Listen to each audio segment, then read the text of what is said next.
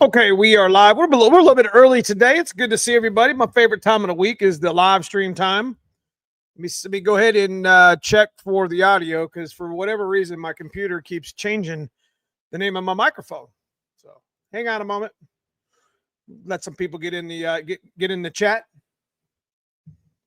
and we'll get started.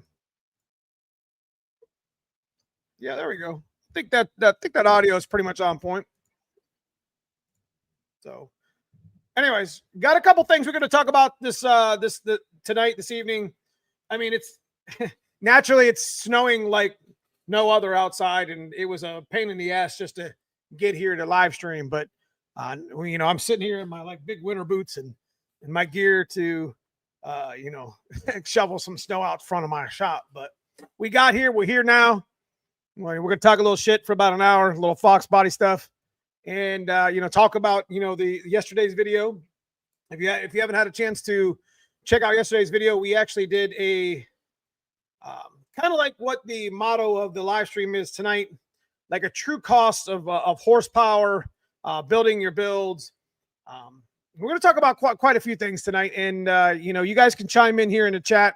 Let me know again what you're building and if you got any questions or whatever. But it's good to see everybody. Like I said, it's been a hell of a week. It's been really hard. A lot of dumb shit has happened that just continues to plague your life. You just gotta get through it. You know what I mean? You just gotta get through it. I always try to preach it. Get your shit out the jack stands. Sometimes you gotta get your feet out of the mud in your life. Sometimes things in your life expire, or they end up having to.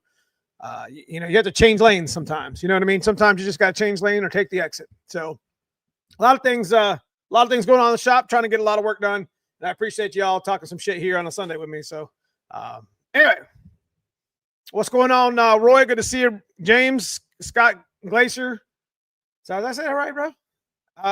What's up, David Smith, KK's Garage, MF Customs in the house. Good to see everybody, and everybody who filters in. So anyways, again, we have the topic for the evening is kind of like the true costs of like built like the 351. We're going to take, for instance, the 351. Like, I was kind of taken back a little bit on how many comments of people were like, wow, that only cost $800. How can I get mine built?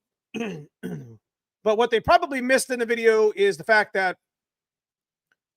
that's just the labor stuff. That's kind of standard in 2025. There's a lot of people coming into the genre, a lot of folks, maybe some younger gentlemen, younger folks might not know like what that cost truly is, because they don't have a reputable machine shop near them, or they just don't understand how much it costs. Or when you buy an engine from like online on a site, most likely it comes with a guarantee. It comes from a good reputable company for the most part. Because I mean, in 2025, I would be pretty surprised if a company was still selling shit engines without being, I mean, they do whatever. But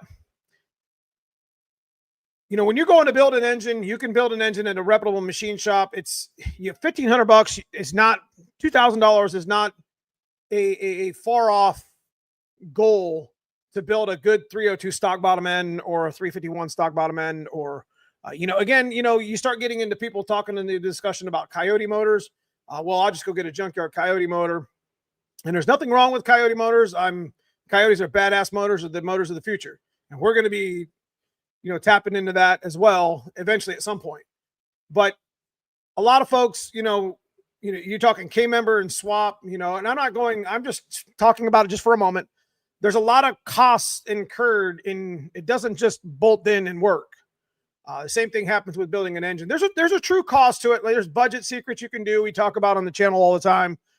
It's just all kind of boils down to what you want to do with your car, what you are planning on doing with your car, and what your horsepower and budget goals are. Because there's ways around it.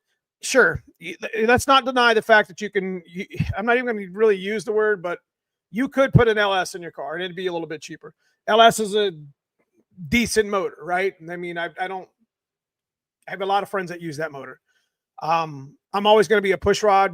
Like, I think Coyote at this day and age is more easier to find. It's been out, what, 13 years now ish.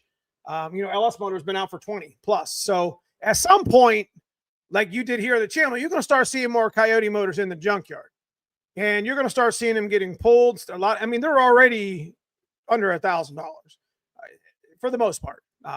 Here in Ohio, it's not very difficult to find a Gen 1, you know, Coyote for $750,000. It might need a little bit of work. But you know, you start getting into the point to where you're comparing apples with apples when you start talking about budget stuff. So, let me catch up here. You staying warm, bro? Hell no, man. I got this thing lit up. This garage has been, these heaters have been going for an hour trying to bring it to temperature. I mean, it's like, I don't know, 12 degrees outside right now. What's up, McBride Racing? Good to see you, brother. Trying to catch up. My 408 cost $15K, but all brought my engine builder was a block. So there's a lot of, like the 427 in my last video. You know, I can just bring it up, but the 427 in my last video that was sitting next to the 408, I mean, that was big money. I mean, we got probably 10 grand in the 408 that was sitting next to that motor. Hold on, I'll try to just pull it up. That'll be fine.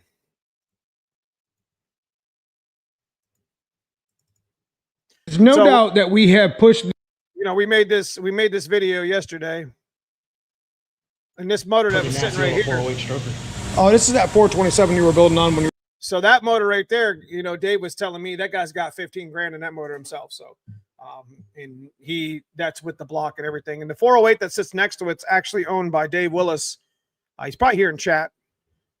We actually got most of it together. There's still some things we got to finish, but this is the old motor that used to be in my white car behind me. So that was a 408 that got, we took apart, that we probably should have just left alone, but it did have some issues. It had a piston that was bad, and it all just depends on how you want to build it. Like, if we got this 302 sitting behind me, and we're going to be doing a stock block, stock bottom end GT40 budget style thing that we used to do here on the channel. It's kind of funny how we're doubling back on some of the stuff that, you know, maybe a lot of my longtime members and subscribers have seen over the years and subscribed to. There's nothing wrong with that, because we still got the 363 we got to build too. But point of the matter is, it's all about what your horsepower goals are. It's all about what you want to do with the engine. You know, true costs, like I went through in the video, you know, it was, you know, Dave had mentioned, you know, let me ask you a question. Something like this, if somebody was to come to the shop, outside of the pistons are like $500. What's something like this? You know, what's the? So the pistons, I say that because you can still get a set of good forged pistons. If you're gonna buy pistons, just buy forged pistons. I think you can get a cheaper set of forged pistons for, I don't know, somebody help me out, $500-600, $400. Seal Pro, Seal Power, and they don't have to be super fancy. I mean, they'll do it. I mean, hell, even the hyper eutectic ones will work just fine. The work that needs involved to make this stuff work. Stock bottom end build. Well, you got a deck bore and hone. Deck bore and hone. Something like that cost, roughly. You got to clean that mess. He just brought it up and just wanted to have that done, about $750. Deck bore and hone and fit bearings. So he's talking about if you were to bring him a block, and you were to, he would have to deck the block flat, because I guarantee you there's a warp in it. Bore and hone means he sets it up in the machine, he bores it, he hones it to either, you know, the piston, the rings, whatever it gets ordered or whatever. You know, and assemble a short block. Assembling the short block, checking bearing clearances, checking balance, which that only takes, you know, it depends on what it is. You got to have the balancer. So there's things involved, and all the things will get caught up in like this little rabbit hole that you got to be careful with. A stock bottom end isn't all that expensive to build, and it's kind of where I was going with this video yesterday. It's even in 2025, you can still find places that are willing to do this sort of stuff. File fit the rings, press the rods and pistons. Well, I mean, that's what you do. It's about $800. $800. Yeah. That's just not terrible. So if you're in the market, so that's kind of where we were going today in the live stream, is just, you know, there's so many different engine options out there now. You could take a 351 and rebuild it, but it's going to cost the same amount of money with the 351, even if you rebuild a 302. You know, it's just a different engine. You know, it's the labor is going to be the same. The process with decking the block, honing and boring the block, fitting the, you know, obviously cleaning it, painting it, checking the oil galleys, whatever. Just there's a lot involved in it. In a good machine shop should be able to price that accordingly. So I like to talk about engine shit here on the channel a lot because of the experiences we've had here on the channel with it. It's all about, you know, your horsepower goals. Are you looking to make, you know, to give you some expectations, like a stock bottom end 302, that's 306, right? If you start getting into the 306 range, you know, a lot of folks think they're going to make 350, 400 horsepower on a simple 306. That's just not going to happen. You know, from my experiences with stock bottom end, even me flipping the pistons, running GT40 heads, or even a bare set of Edelbrocks, you know, something I used to run Edelbrocks all the time, Edelbrock cylinder heads, and the GT40 intake, like this tubular one over here. You know, we made, I don't know, 275, 280 to the wheels, which isn't uncommon for a build like that, but the car still ran like 1240s. So it's like that's why I put the weight versus horsepower that we'll double back on in the conversation later in my thumbnail, because the car still was a full street car, but you know, foxbodies only weigh like 3,000 pounds, so 3,200. So, you know, you could make 275 or 300 and be happy and it feel like it's 500 horsepower in a car that weighs 4,000 horsepower. You see what I mean? Or excuse me, in a car that weighs 4,000 pounds, you know, you can, it's just it's physics. I mean, I guess, but you know, that's why making 400 wheel was so fun with me at the 387, the black car, because we used to, you know, have so much damn fun on the street with that car. And I know that car was a sub 11 ish on a good pass. It would have probably ran a 1090, you know, all motor. There's no reason why it wouldn't. And it was just a bad little piece, man. And, you know, it's full street car, and it's unfortunate that we have to wait to kind of close that chapter, but we're going to build it back, and we're going to build it back better and stronger. So, but what's up, Gabe Large? Good to see you, brother.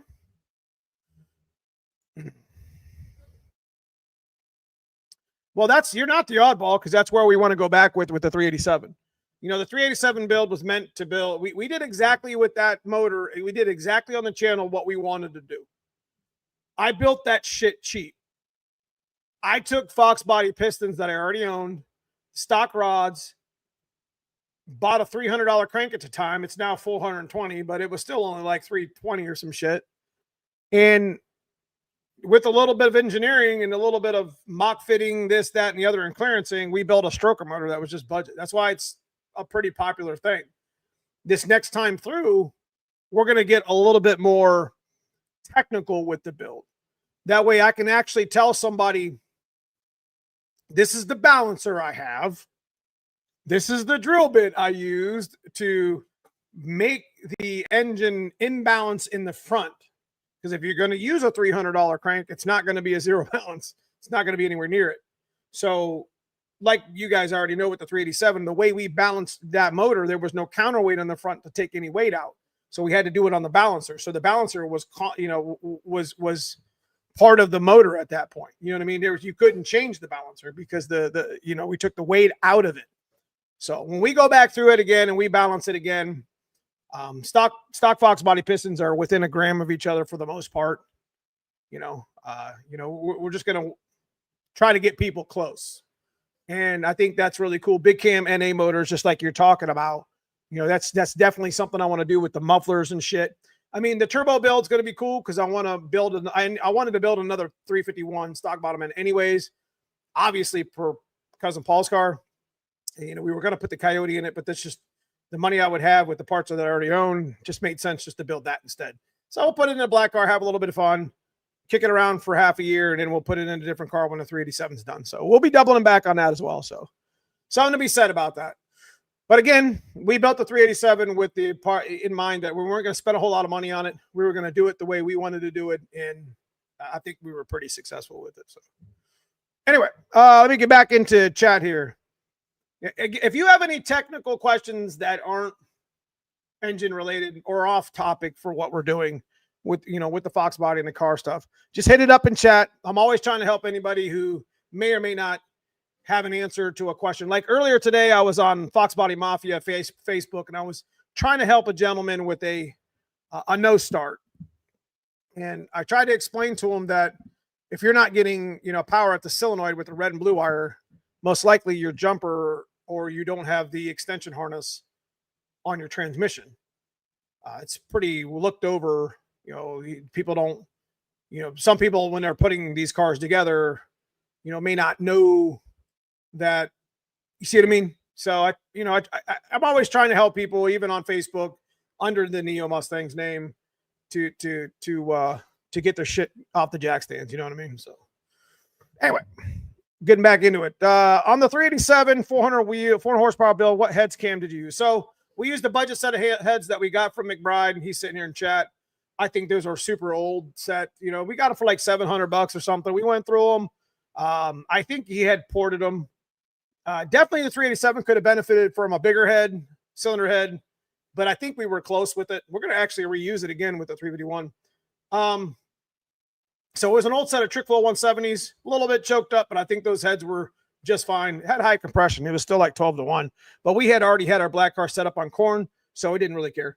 That was kind of the staple to the whole build, to be honest with you, is the fact that we could run some pump gas 3 E85 and be good.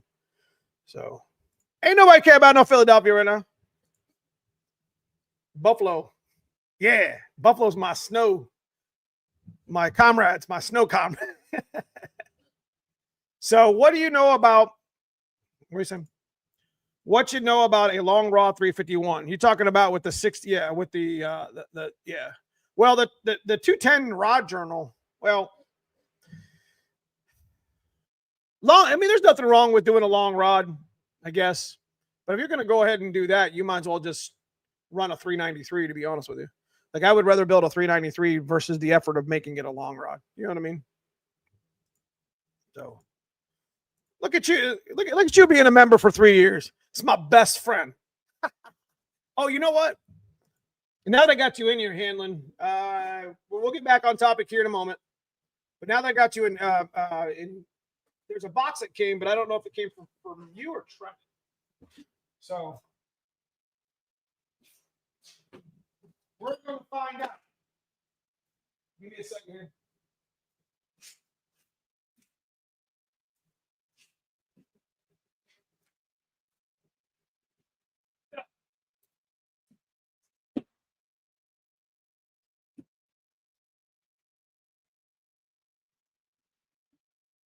So anyway,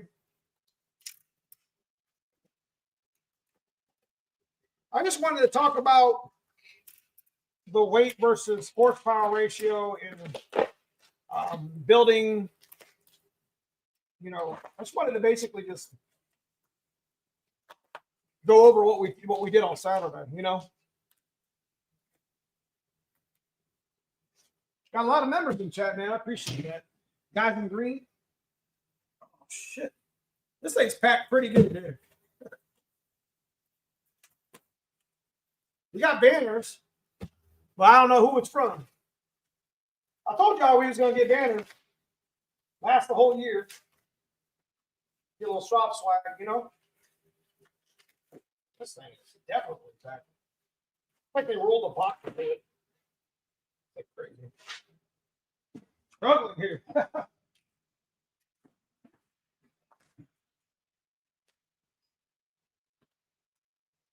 Try not to cut any of the hand.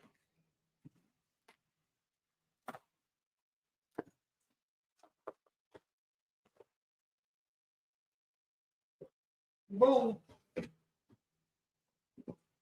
Okay. So it looks like we got some Tremec banners again. We got McLeod and Tremec. So for all my stick shift peeps out there, we'll be giving away a Tremec banner tonight. They really packed this thing well, I'll tell you that.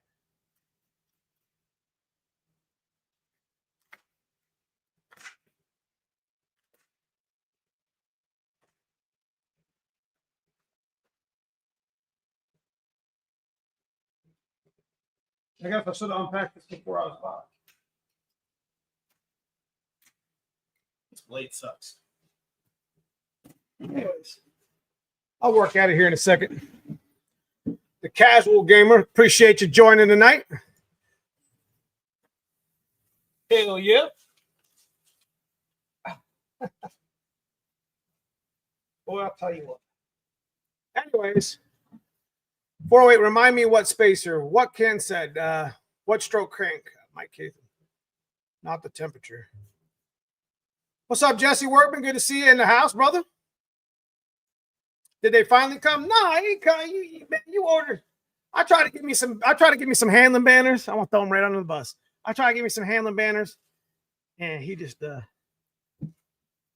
he didn't send us none. He don't love us. He don't love us, fellas. I don't know, man. David Willis in the house. Hey, we were just showing your motor. Did you see it? So David Willis bought our 408 that we used to have that was in that yesterday's video. I got to get with you so we can finish it up, but I got your distributor in the mail too. But he can attest to the fact that, some of these builds are definitely, they're not cheap, but that motor is definitely well built. Got some of the best parts you can buy on it. So just try not to cut this thing. They must have used a whole thing of like saran wrap in this shit.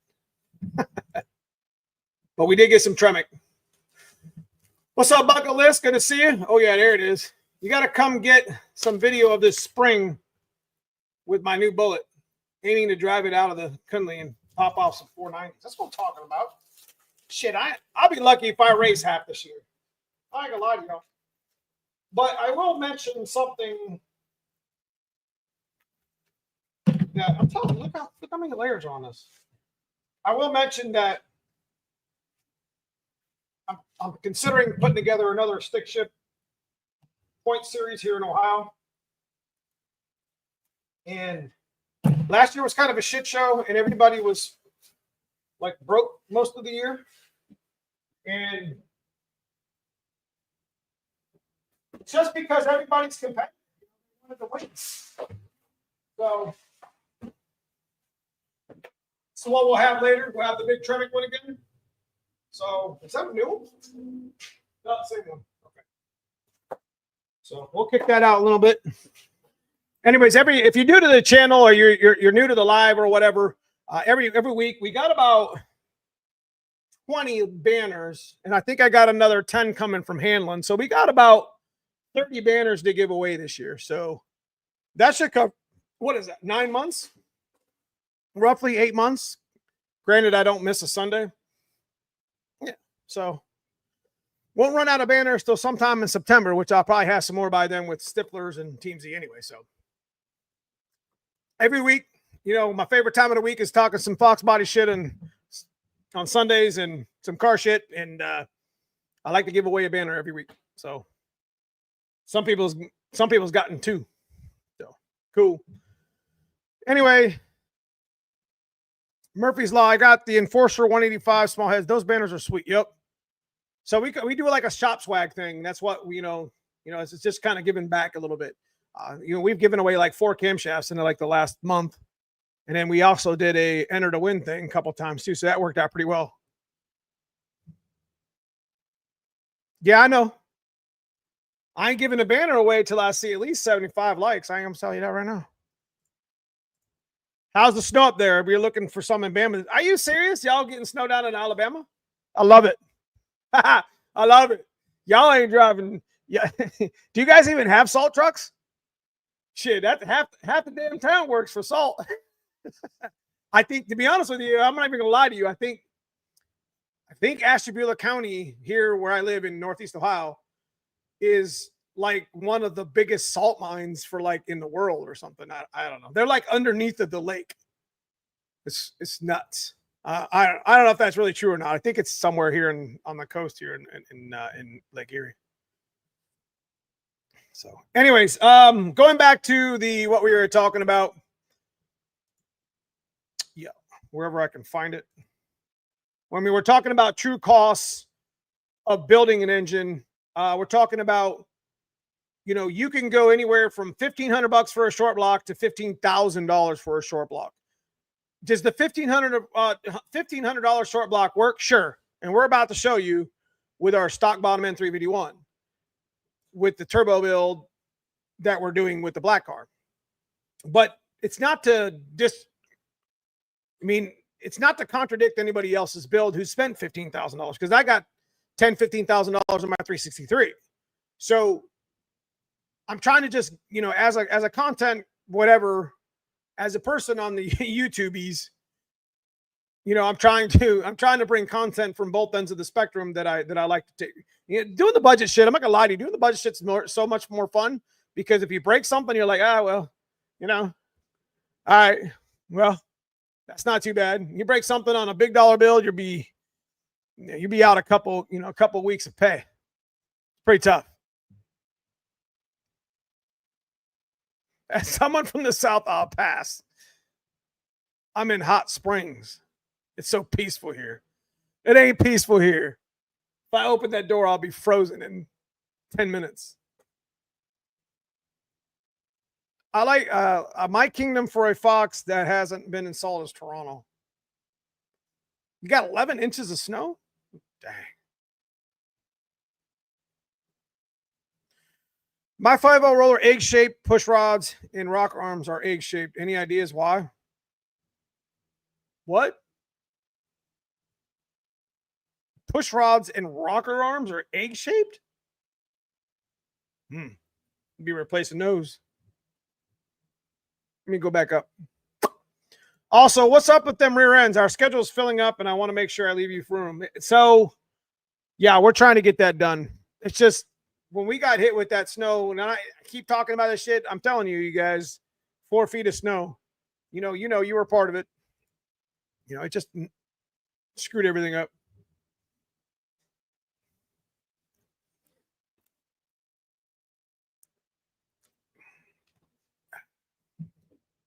How do I rejoin the members? I can't figure out. Somehow I'm not a member anymore. Just hit the join button. It should give you the option, or just go to my YouTube. I appreciate you. Where is my pictures?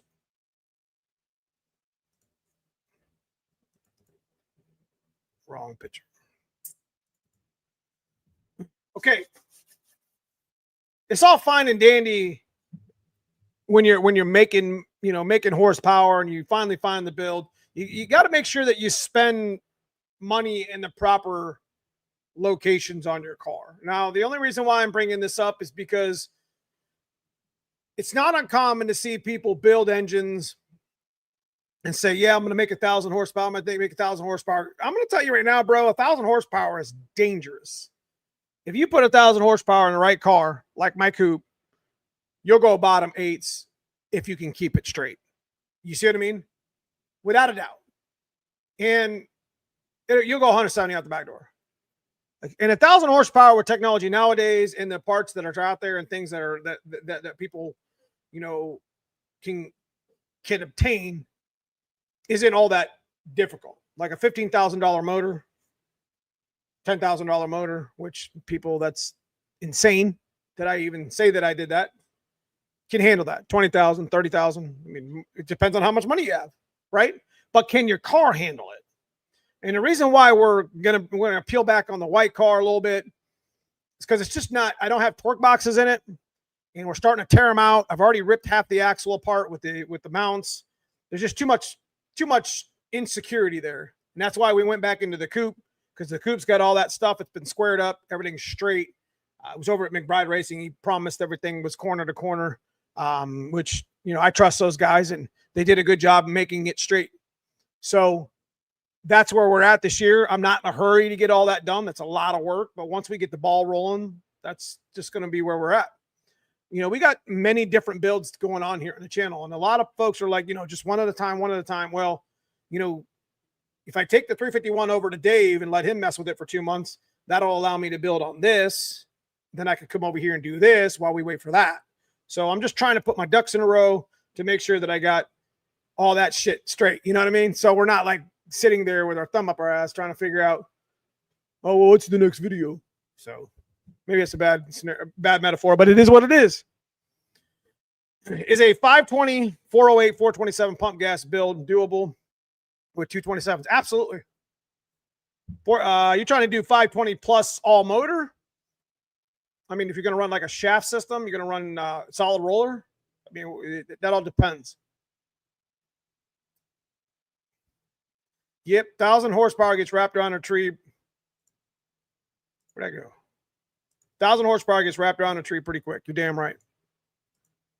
You're damn right. Traction brakes parts. So when you're starting to build your motor, you know, that's the whole point of yesterday's video is it's like, even in 2025, building a good budget motor is not a bad idea. A majority of the people that want to build a foxbody, Thunderbird, Ford F100, Bronco, shit, G-body, it doesn't matter. You know, you got to save your part. You got to save some money and some thought towards putting the proper suspension in it. You know, welding the car up, reinforcing the car. I know a lot of people are against cages, but you know, you flip that car, you know, going 100 miles an hour on the street somewhere, and you're going to wish you had a cage. And I say that because there's been a lot of really sketchy shit happen that I'm just like, not just with myself, but with people I race with. Just like, man, if you would have wrecked without a cage, and then they would kiss a wall or some shit, and then be like, man, that could have got bad quick. So the point I'm trying to make is, you can make all the power in the world. Horsepower is not really hard to get, ish, but can you make the car go straight? And can you make it safe? I got a couple friends of mine that don't run cages, and I really hope they consider putting a cage in their car. I mean, you start getting into that conversation. You know, and this is going with the thumbnail that I made and the thing I made in the thumbnail about, can your car handle horsepower? You know, you start getting into the conversation, well, is it still a street car if you put a cage in it? Let me ask you guys that question. How do you guys feel? If there's a full cage, let's just call it a roll bar. Now, I don't know if you guys know what that means, but if you just have a roll bar in your car, that means you got the points coming all the way. Okay, coming up 6 point. You can have 8, whatever. I think, and correct me if I'm wrong, I think if you put the halo on and put the pillar bars, then it's a full cage. But roll bar is your from the rear to the hoop behind you, crossbar, 2 bars coming down in your feet that you have to crawl over. Or, you know, the best thing to do if you're going to ever do a cage is to make it so it opens or removes. You know, that still will pass NHRA, IHRA tech, I'm pretty sure. So again, McBride Racing's here in the channel. Come on, man. Tell me what you think. So, but so many people here that I know are just, I just don't get it. Like, you know, you can get hurt. I mean, is it a street car if you put a cage in it? Can it still be a street car? Yes, it is. Nothing wrong with safety. That's right. Yes, 30-year-old unibody car, the smart players, at least to play. Yep.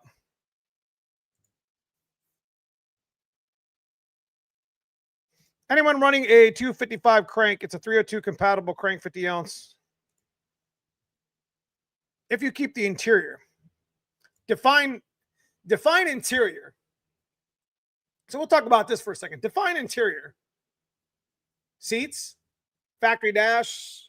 To me, a street car is a true street car that can pass tech for its speed that it goes. Whether it's 10 point. Yeah. The only thing I have a hard time is that stupid window net. I understand its purpose. I understand the Hans device purpose. That's definitely important because that's like a Dale Earnhardt thing. Big fan of Dale Earnhardt. You know, I guess when from what I was reading and told over the years, is when he when he hit, you know, his car, you know, basically it broke his neck. So anyways, you know, for me, a street car is a car that can be driven. Like, I mean, we're not going to get into that conversation too much in depth, but, you know, I wanted to talk about, can your car handle the horsepower? Then it's going to need a cage, or it's going to need something tying the car together, because there's so much body flex in a unibody fox body. It's ridiculous. Like, you should see how bad it is on a convertible with the whole cowl shake and the car flexes all over the place. And you wonder why, nobody really races a convertible for the most part. You got to pretty much funny car cage them just to get them to sit straight. But I don't want to talk like that because I don't have experience with a convertible. I just know what people has told me over the years. Like, man, I wish I would have built a hatch or a coupe. You know what I mean? The cars go sevens. I'm talking about 140 mile an hour, 8th mile cars. So there's been a couple of them in my time. I got a 91 GT hatchback, 94 in a hardtop. Carpet. For sure. So the way we're going to build my coupe is the way I think a true street style car should look. Whether it's got Kirky seats in it, it's got to be padded. You got to have at least the pad on it to make it look kind of streetish. To me, it's got to be carpet. It doesn't have to be, rear seat delete always, because I'm not putting anybody behind my cage. Factory dash doesn't have to have all the things behind it, but it's got to look factory. Door panels can be sheet metal, but honestly, the door skins don't weigh shit anyways. Having a nice factory door handle, door skin, you know what I mean? The console doesn't really have to be there, but I put that there anyways because, honestly, the console weighs like 6 pounds. It doesn't weigh shit. But no radio stuff. The console armrest delete. Headliner, yeah, whatever. I like it to look like I want to be comfortable in my car and it not be just a tin can. You know what I mean? So, we already taken the deadener off the floor. So I know I'm going to feel the heat through the floor and I'm going to hear the shit through the floor, but it's more race car than it is street car, but I want to be able to drive it down the street, take it to Walmart or something. It's got a big bag on the back of it, I took the rear seat out of my car, total streetable without it. Yeah, I don't think I've ever put anybody in the back of my foxbody, even when it didn't have a cage in it. I ain't trying to lie to you. I'm serious. I don't think I've been driving fox bodies for 30 years. And I don't think I've ever had anybody in the back seat. Maybe once, like in the 90s.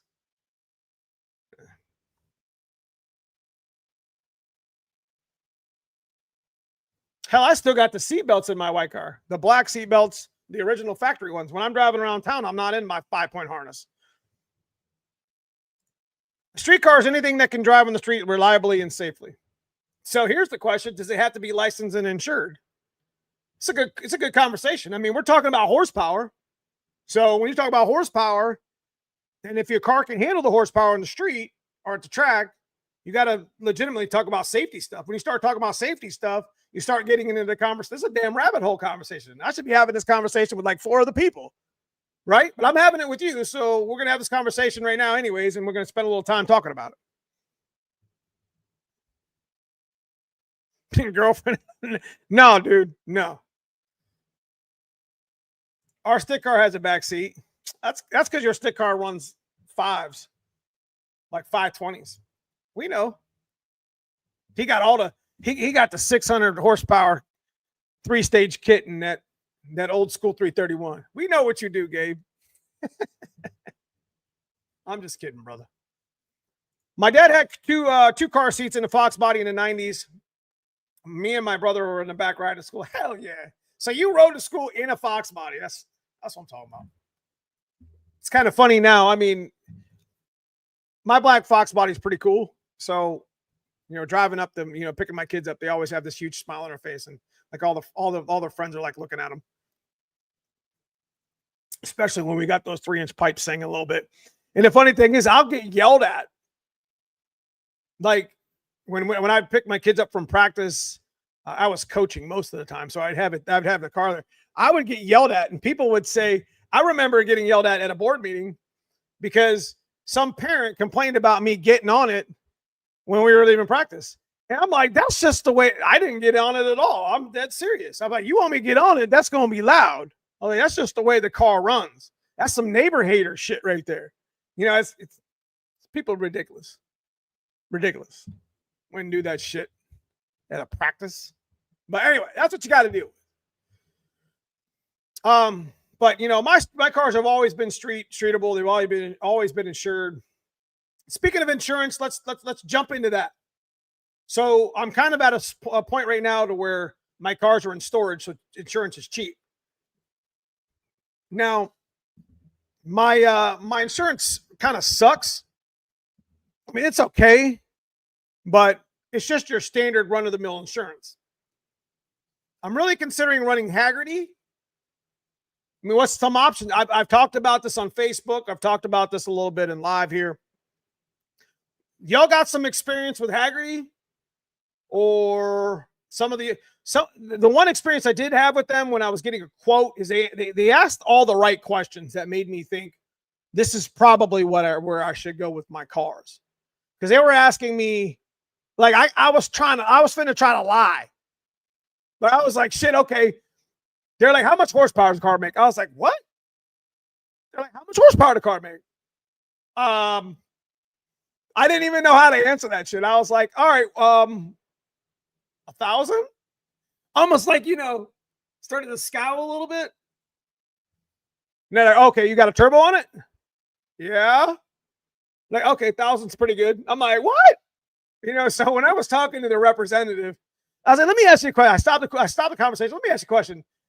Am I supposed to kind of lie about it, or am I supposed to tell you the truth? They're like, no, we insure everything. So, I mean, but you can't drive it more than like 3,000 miles or something, or 2,000. I don't know. There were some rules. There were some expectations or things that you couldn't do, like under that insurance, and it couldn't be your primary vehicle. Something like there was a bunch of stuff, but they asked all the right questions that had me. Come springtime, I'm going to be driving the black car, and I want to insure it correctly, and the white car, and I want to insure it correctly. I mean, cars make horsepower. We build these engines. We build these cars. They got to be safe. And they're expensive. Got to get insured. Go Haggerty, full replacement. Haggerty is great. Are there other companies that are better than Haggerty? I mean, if it's that good, what could cause lifter tick after a fresh head rebuild? You probably don't have the right lash. Probably got to readjust probably don't have the long enough push rod. Might not even be lifter tick. It might be push rod. Practice. Always a Karen. You're 100% right. Listen, it's like that in this community. It's ridiculous. Yeah, I love him to death, but geez, Pete. This man said, dude, he went 520. He went 529 on a back half at the National Trails. He showed me his draggy. Stop it. Gabe Large. Woo! 529.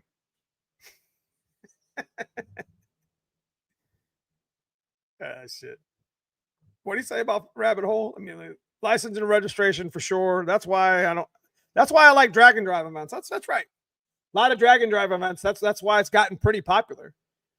They're able to drive their car 1,000 miles, switch some parts, put it on the track, make a pass, then make it to the next track. Let me tell you what, drag and drive is rough on cars, man. But it will, test not only your patience and your wallet, but, how true street can you make your car true street? Something like that.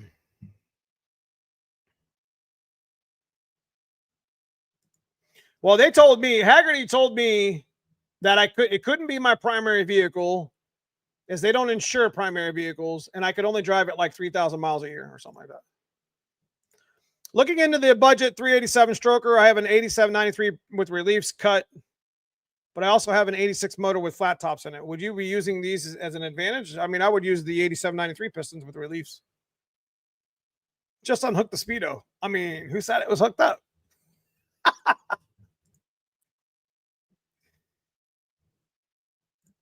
As a GM guy, I considered a 351. It's a badass motor. Look into Laris Insurance. It's for street strip cars, coverage on and off the track, covered on trailers. I think the drag and drive shouldn't be allowed any engine mods between events, aside from tuning. I think people take blower belts off. I think people disconnect turbos. They do all kind of shit when they're going from one track to the other.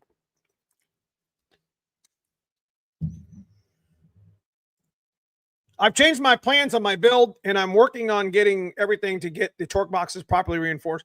That's absolutely the smart way to do it. A lot of folks won't take the time, like I was just saying earlier, and then getting back on topic here. Horsepower is not that hard to get in this day and age. You can get a Coyote motor, spend $4 or $5 grand, make 360 wheel. You can build a stock bottom end 351 or 393 stroker, which if you can't build a 387, fine, just build a 393. It's the same damn motor, except one of them's got bored 30 over pistons. You know, you could find yourself a good secondhand set of cylinder heads, intake, whatever. You'll be $5 grand in that, make 400 wheel, 380 wheel. The point of the matter is a lot of folks don't, you know, can your car hold? I mean, if you're truly trying to build a street car, which a majority of the people are. I mean, you do have your people over here that are trying to build a class car, you know, no prep car, bracket car. That's different. That's a purposely built race car. But a majority of the Fox body, GM, G body, it don't matter what it is. They're trying to build something that they can drive around in, be happy to go to some car shows, make a little bit of noise, do some cool burnouts. That's where I think a majority of the people are at. And, you know, when you start talking about horsepower, you got to start talking about what's behind it too. So just for not only your safety reasons, but I mean, even transmissions. I mean, I get that question all the time. Will a T5 hold behind a 351? Sure it will. I mean, that's a tough question to say because it's like, yeah, it depends on how you drive it. But most likely if you got a 351 in it or a 351 style 9.5 deck motor, it's either stroked or makes, you know, 100 more horsepower than the stock motor ever did. So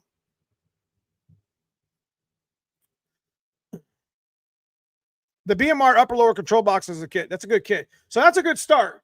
Like you're pretty much at the point now to where Jesse Workman here on the channel, you know, when I showed him in the, I met him at Plates and 28s. He brought his car up. He actually got a really, really good deal on the car. Is kind of like your classic Fox body story. Hey, I found it in a barn or found it on the side of the road or something. He didn't pay a whole lot for it. He wants to start modifying it. And, you know, starting out, you know, with subframe connectors, before you even touch shit, your car will handle better. It will accelerate better. You know, just starting with the base mods, like, you know, doing a good set of subframes. Stiflers are the ones that we use. They're really nice. Team Z's got some through the floor stuff for the people that are trying to build a grudge car. Regardless of how you say it, torque box reinforcement should be one of your first reinforcement safety mods because the car, like the white car got the reinforcements years ago and we're already ripping them out. So at some point, that's a good problem to have ish, or a lot of money spent getting there.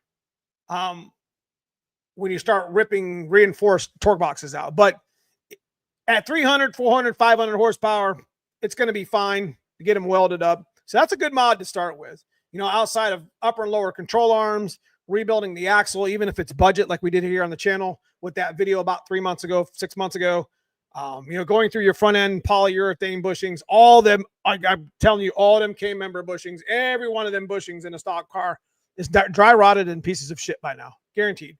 Even if they sat in the garage, my car is low mileage. It sat in the garage its whole life. Well, it's still dry rotted. I don't know. You ever see rubber that didn't move for like 10 years? So if your boxes aren't broken or ripped yet, weld them seams. Yeah, weld the seams, overlap the piece. Yep. So you could take a little bit of a hammer and overlap the seams and weld them, and just like they're literally put together with like 5 spot welds, like torque boxes are. It's ridiculous that they don't rip out in the first 300 horsepower, but they do. So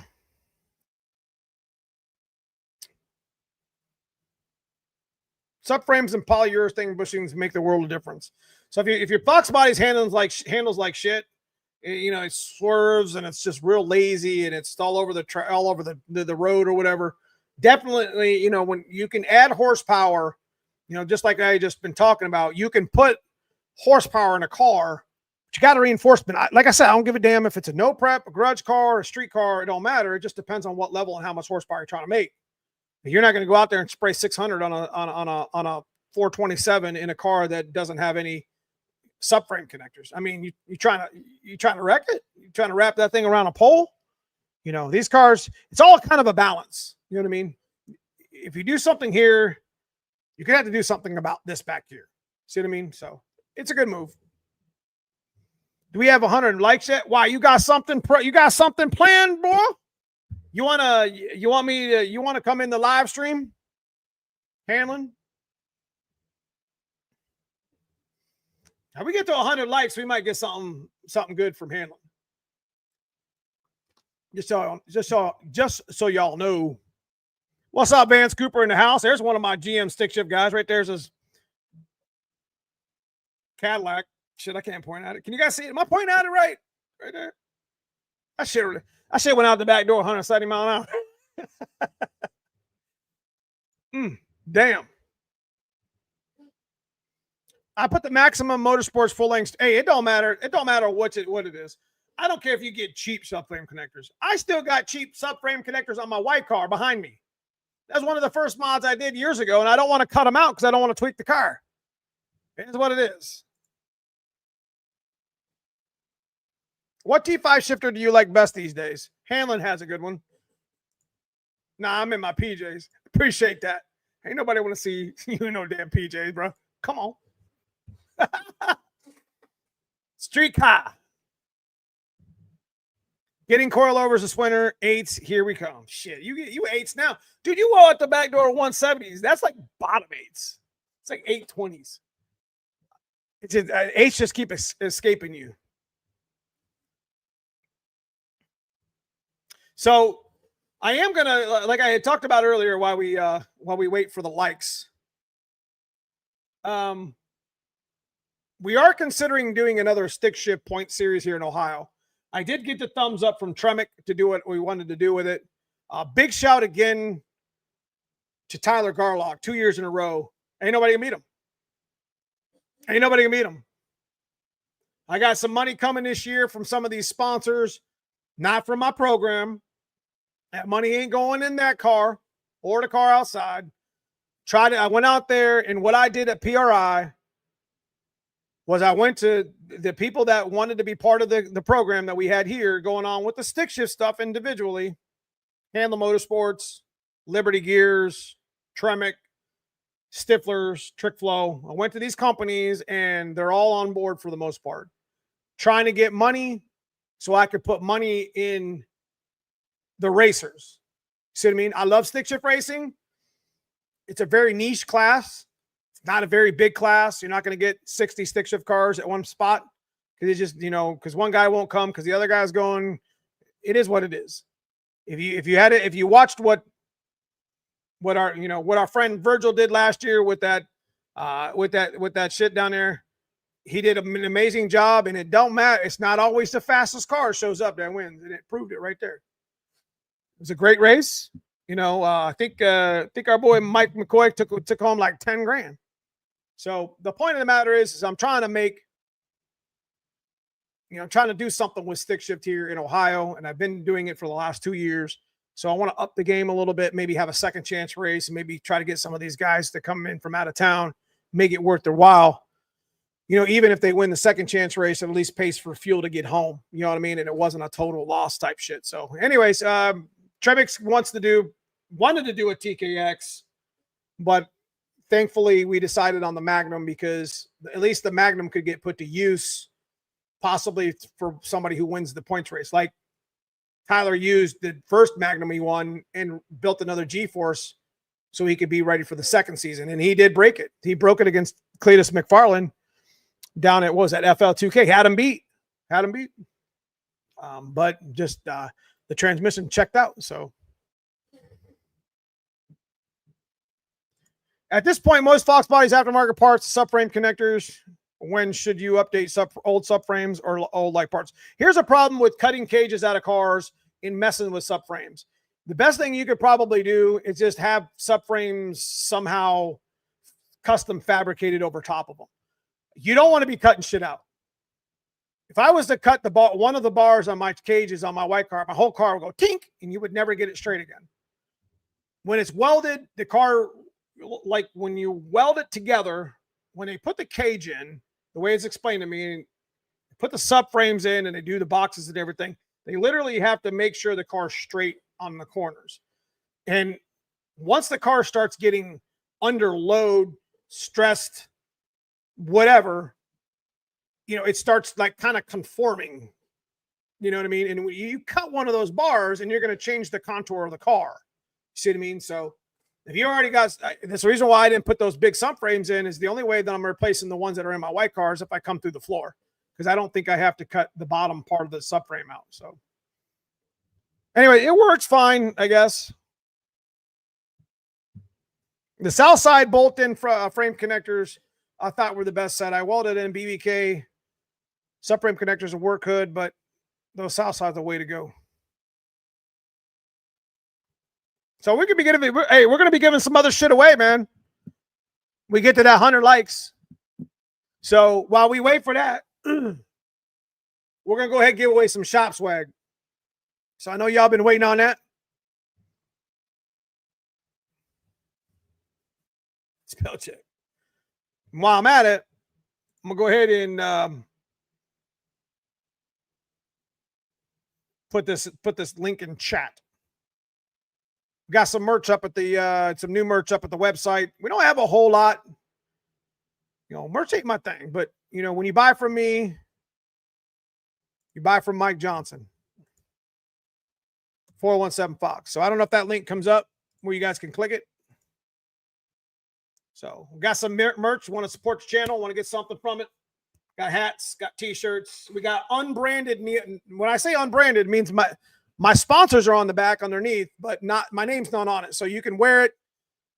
You know, I know not a lot of people like to wear a t-shirt that might have a name, like, you know, somebody else's name on it.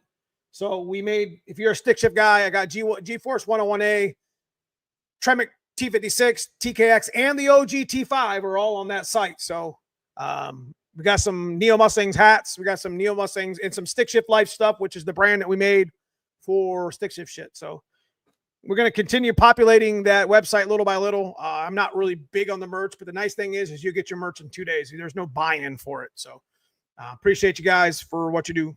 So let's go ahead and litter the chat. I don't give a damn how many times you go in, but please don't spam. You know, hashtag Tremec. We're going to go for this shop swag right now. So it's about a 6 foot, well, about a 5 foot, 5 foot by 3 foot. So hashtag Tremec while we wait for the 100 likes from Hanley Motorsports. And I usually send these out pretty fast. I've given away about, I don't know, 45 of these things, and everybody's gotten them. So within the good time frame. So if you don't have one, want to get in on it, hashtag Tremec. All you have to do is send me your address to neomustangs.com, which I'll put that in the chat here in a second to the winner. And we'll go with that.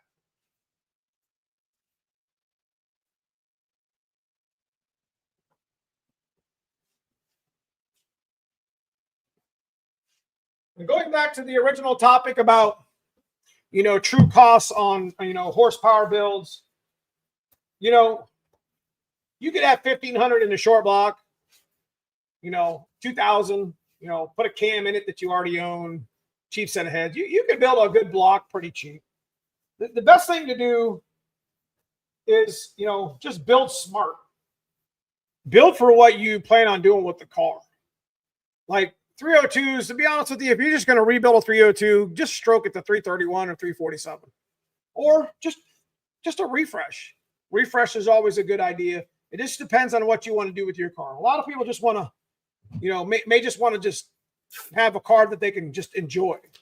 And that's kind of what we did with Dad's car and cousin Paul and Sandy's car with Smurf Blue car. It's just a simple builds. We're going to go to the dyno whenever this damn snow stops. You know, I've been wanting to do a dyno video with my dad's car for the last 3 weeks. But every time it starts to clear up a little bit, we get hammered again. And I can't, the trailer is fine, but I got a water line broke at the end of the damn, my neighbor's water lines broke at the end of my damn shop. So getting this trail, I'm not making excuses. This is like real life shit. I can't get my trailer out of the shop. I ain't driving it there. You crazy. I mean, it is what it is. We'll get there. We'll get there. Hashtag Tremec. Give away another cam for 200 likes. I ain't doing that. Give away.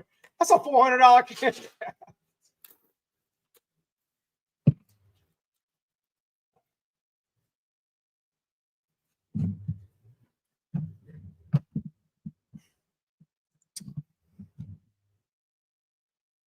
Well, I'll just send you one.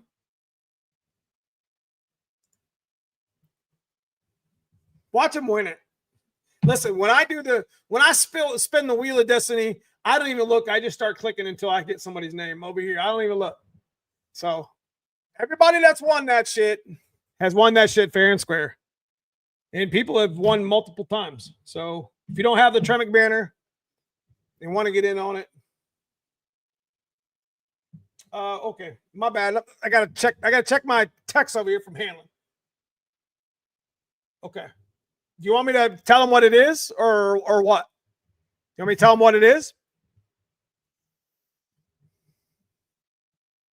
So I'm going to start at the top. So real quick, where are we at with likes wise? I'm going to go ahead and hit this refresh. We're at 87. We got 13 more likes, and we're going to get some special shit from Hanlon. Do you want me to tell them what it is? Yes? I'm asking Hanlon.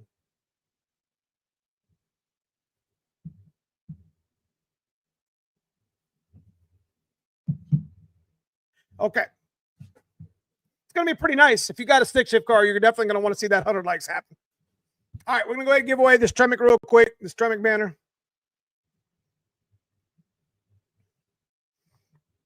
And we are at the top. I'm just going to take the wheel. It's easier. It's faster. All right, here we go. Are you serious? Is that Berger down at Brutal Spot? You for real? That's pretty awesome, man. Congratulations. Too bad that wasn't a cam chat, right? Congratulations, Michael Berger. Ain't that's dope, man. Yeah, you see me click it, man. I was over here. I don't know where it was at. That's crazy good.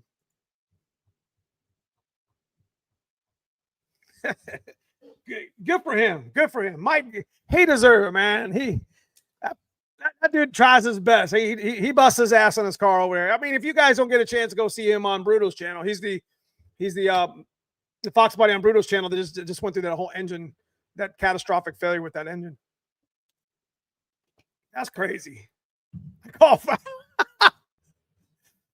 hate him.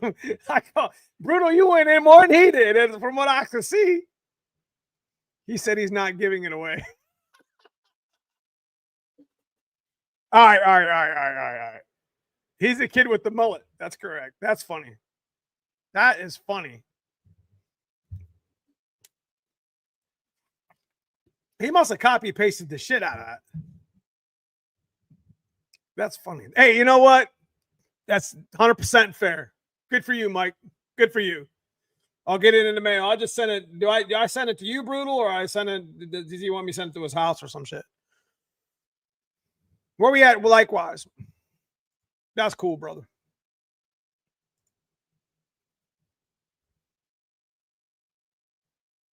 We're at 90. Come on, we need 10 more. 10 more. Let's go. If we get 10 more likes, 9, 10, whatever it is, we get to 100 likes on the YouTube or on the live right now, we're going to give away a really super. If you got a stick shift car, I don't give a shit if it's a T5, TKX, T56, I don't care what it is. If you run a cable-driven stick shift car, and I don't know if this works with hydraulics either. Maybe you can talk to Hanlon about it. We're going to send you the good elite, whatever they call that shit, that good adjuster, firewall adjuster, the one with the clicks that I like, that I put on my white car. I got rid of the UPR one. Actually, I think that is the UPR one. I had the shittier one, but I had the good UPR one. It's all right. We're going to send you an SN95 core cable, which Fox Bodies, just trust me, you'll thank me later, putting an SN95 cable in a fox body is the same damn cable. You just got to change your little bracket, which just unclips. And you get a longer throw, and it's a better clutch feel. And we're going to send you a quadrant. So we're going to hook clutch, cable, clutch. Yeah. How do I say it? Adjuster, cable, and quadrant. A set. And this is the shit that I order for my T5 stuff all the time. And this is kind of a better version for those guys out there. T5, it don't matter what it is. It's got an adjustable at the bottom. So another 100 likes, and we're going to be doing a, we'll probably do trivia or something. We'll probably do trivia this time. So it'll be a UPR adjuster. Like I said, it's the good clicky one. Click, click, click. It's got a little set screw in it. It's not, I don't like the ones that you just kind of turn and then it's got like a second like nut on it. That shit always came loose on me. This stuff is clicked. I knew where it was at. I made marks on my adjustment to flare. If you know about clutch flare, and it always worked out pretty well. So it's about $100, $150 value, 125, 130. It's expensive. So we there? Okay, we there. So what do you want to do? You want to do trivia and shit? I feel like I just be giving stuff away all the time. What's up with the Maximum Motorsports clutch cables anymore? I don't know. I don't really use them. I need a used turbo kit for S95. One Hanlon is in their, yeah, the one Hanlon has in their TKX kit. That's correct. What's your opinion on, let me answer a couple questions real quick, guys. Used old lifters in good shape. Absolutely. Send it. I haven't seen a whole lot of bad lifters. I mean, lifters go bad, but you can almost tell when they're bad. Factory Ford lifters are strong. They've always been decent, especially hydros. Haven't really had a bad luck with too many of those. Valve seats, that's a different story. Okay. Okay. What do you want to do? You want to do trivia, Hanlon? How you want to do it? You want to spin the wheel? What do you want to do?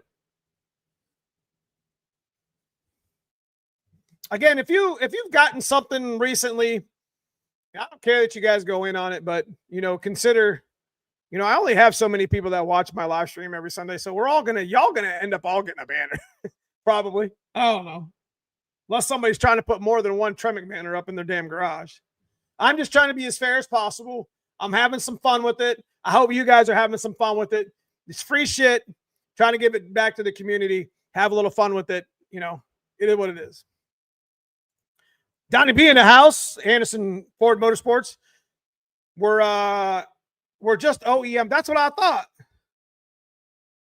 So yeah, that's one thing you will have to do with the SN95 cable. I'm glad you brought it up, Donnie, is you will have to put your grommet on. So if you could make that happen, Hanlon, if somebody orders it, if and when somebody orders it, I won't enter to give people a chance. That's because you win everything, Jimmer. I'm just kidding. Dude, listen, me going live on Sunday has turned into, it used to be more of a bear to do, but it's turned into like my favorite thing to do on Sundays. Like it's my favorite content to do because it's improv.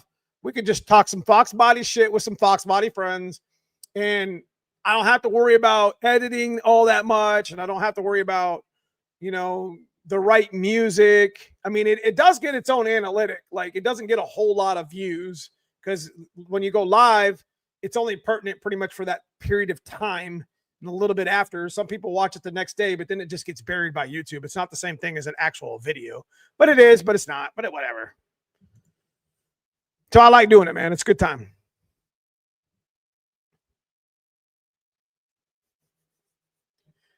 Nikia blew it up. Yeah. I can't. All right. So what are we going to do? What are we going to do? As far as, I think I don't really have a good trivia for you. So,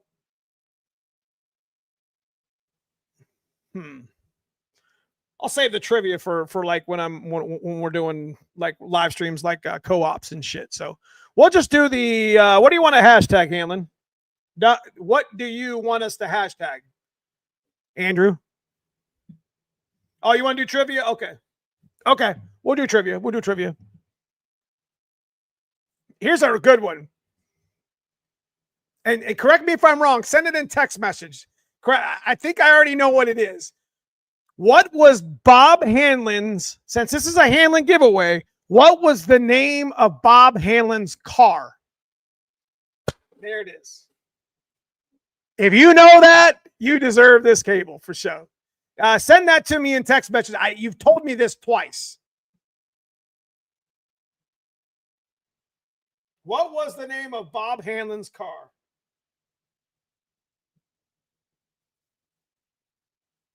I think half of it, I got to give it to him. Muff Diver Sally. Bad motherfucker.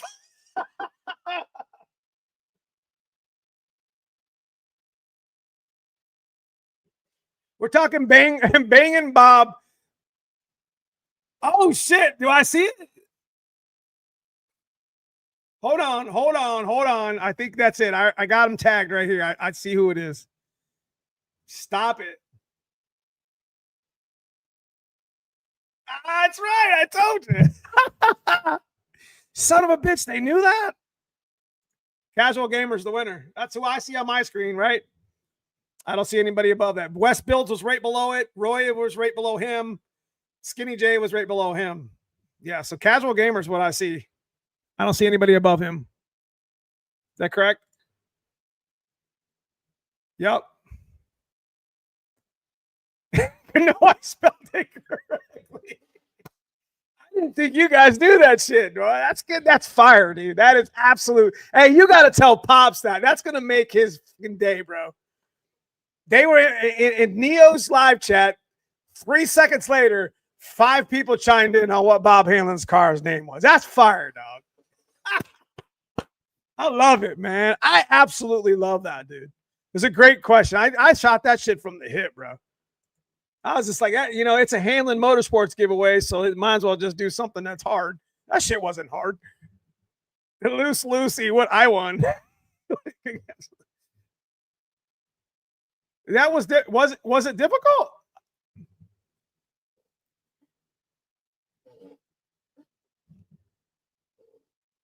Dang.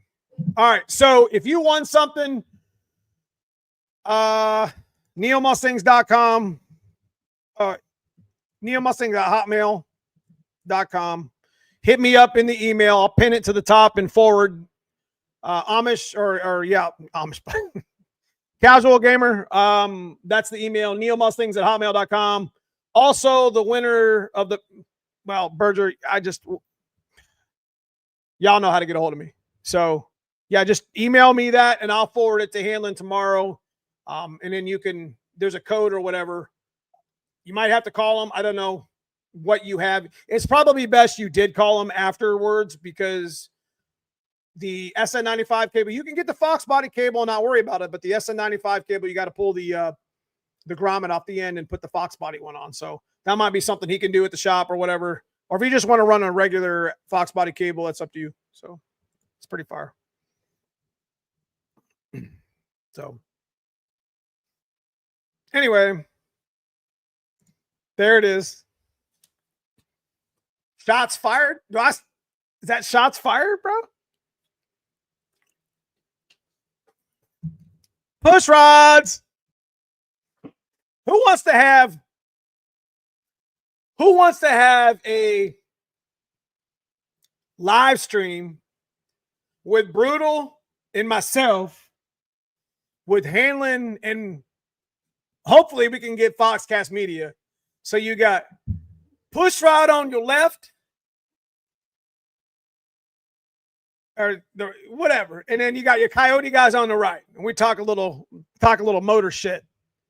I mean, the whole point of the whole live stream was to legitimately talk about the costs of the two. Since me and Brutal haven't done a Coyote swap, there's things that we don't know that they know, and then we can kind of like bang heads about it. You know what I mean? Not, just kind of talk about like, well, this cost that cost this, so you got to do this. Like, it would be a really good, not push rods versus Coyotes, even though that's what we put on the thumbnail, but it would be a good talk about the engine itself. Because let's be honest, push rod's very much alive in 2025 as it is ever been. But Coyotes are definitely the engine of the future. If I was to pick an engine outside of a 351 that I would use, it would be that 100%. The Godzillas are cool. Don't get me wrong.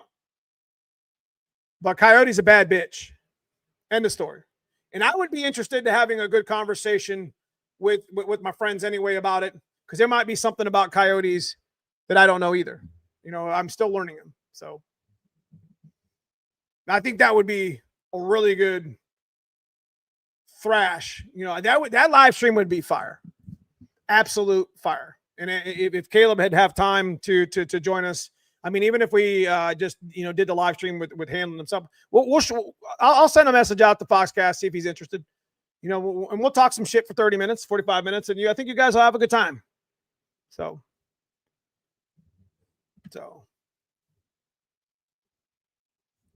Coyote sound, let me tell you what, long as you don't put no Corsa mufflers on it, damn it, that sounds loud.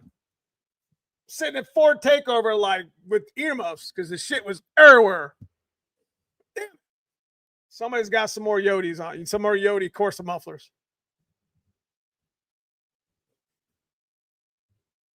Push rod sound.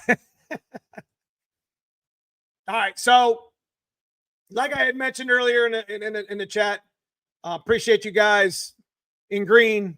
I want to make a special shout and special thanks to my members.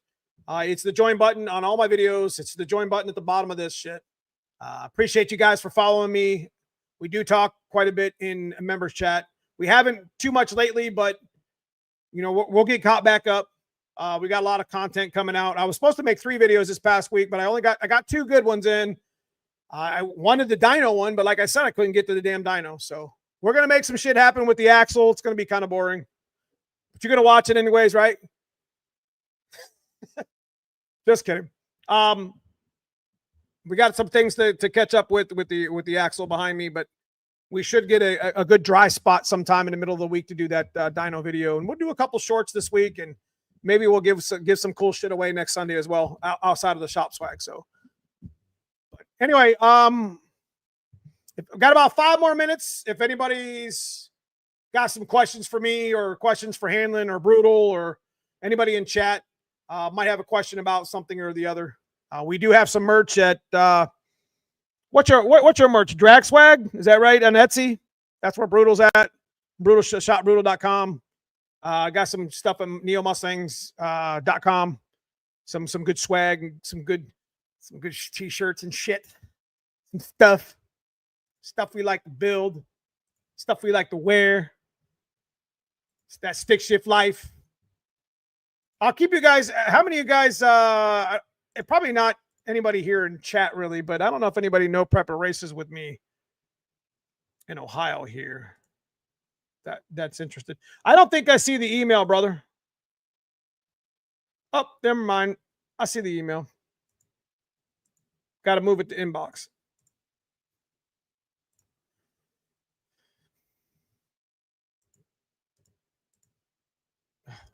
This is ridiculous. Folders. Huh. Never mind. I see it. Okay, let me get back to my screen. All right, Jim. We'll see you later. Biggest Anderson cam in the stock 302. Stock 302, I'd probably go with a B31 because if most likely you're probably running trick flow style springs. You know, stage 1, 2500, 100s. So B31's around 544 lift, if I'm not mistaken. So I wouldn't run any harder than that. Hanlon always stepping up the cool shit. That's right. N41's another, Anderson N41's another good camshaft. What's the lift on that? I forget. 520. I don't remember.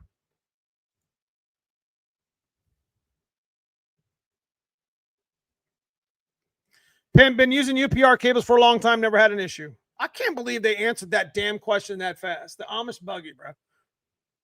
Thanks for the banner. Just send me a Kia. Maybe I'll get it.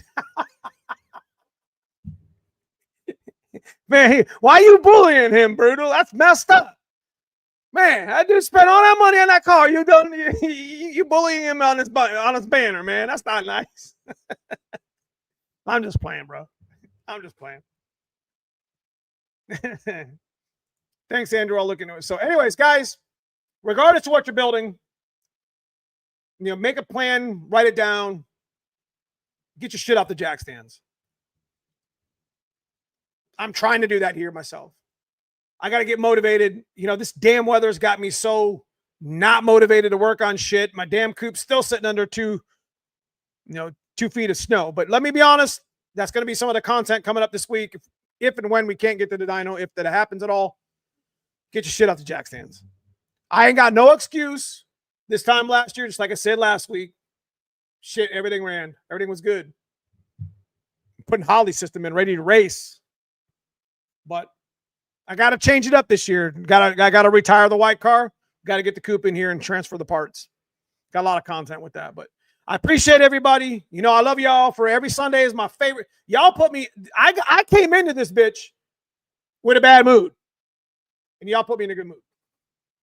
I can't thank you guys enough for what you do for me on the channel and you do for everybody here that's part of the channel. And I try to give back as much as I can, as often as I can. And I can't thank you enough just for being here talking some foxbody shit on a Sunday. Get your shit off the jack stands. I'm sorry I'm cursing so much. Got a little crazy there. But stay motivated. If you need help, I'm always here on the live chat to help y'all. So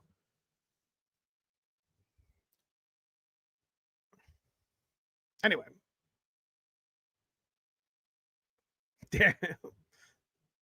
But that's pretty much all I got for the live stream tonight. Awesome tip when putting your motor together, make sure you check the top dead center, adjust yes. Real quick, go through this real quick. Hanlon, what are the TKX holding power-wise? Not race stuff. 750. Boosted Ego, appreciate you. Pimp in the house, didn't say hi. What's up, man? Opinion on the TR 3550. Move on to the TKX. Have you heard of Big Dog Porting? I heard they do really good work. I'm not going to lie to you. Big Dog Porting's been around a while. So doesn't T-Moss, but I don't think T-Moss ports anymore. Can't say that. I can't talk for Tom's sake. I'm not sure if he does. T-Moss has been porting and doing GT40 shit. Been doing porting since the 90s. Been very, very, very good at it. Okay, gentlemen. Like I said, write it down. Save some money. Save some time. Sometimes when you get started on a project, things that usually start in motion stay in motion. Point of the matter is, just get started. Same thing works for me. Try to lead by example as much as I can here on the channel. You're going to see me do it. So appreciate Hanlon Motorsports. Big shout to Donnie B. Anderson Ford Motorsports for popping in. MF Customs, McBride Racing. My man Brutal Nakia, good to see you. And Mike Berger here on the channel. Everybody, be safe this weekend or be safe this week. Got the national championship tomorrow with Ohio State. Go Bucks. Hell yes. So appreciate you guys. I love y'all. I will see you this week in the videos. And unfortunately, won't see you until next Sunday on live. So love y'all. Appreciate it. See you soon.